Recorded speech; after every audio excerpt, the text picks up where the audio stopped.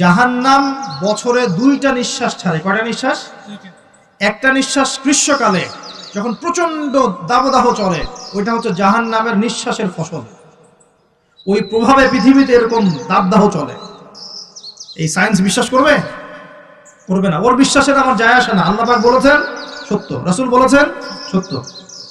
আরেকটা হচ্ছে শীতকালে যখন প্রচন্ড ঠান্ডা, তখন শীতকালে জাহান্নামের এমন একটা জায়গা আছে যেটা কিন্তু শীতল জায়গা।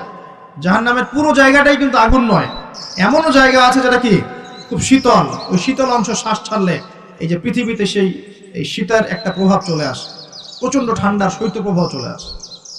এটা হয়তো অনেকে বিশ্বাস করবে না, মনে করবে যে ধর্মান্ধ কথাবার্তা। হাদিসে আছে নবী সাল্লাল্লাহু আলাইহি ওয়াসাল্লাম বলেছেন, কে সত্যবাদী? এই পুরো সভ্যতা না রাসূল সাল্লাল্লাহু আলাইহি ওয়াসাল্লাম? এই বিশ্বের সমস্ত মানুষ সত্যবাদী বেশি না আল্লাহ রাসূল বেশি সত্যবাদী? বাস, আর কোনো দরকার আছে কথা?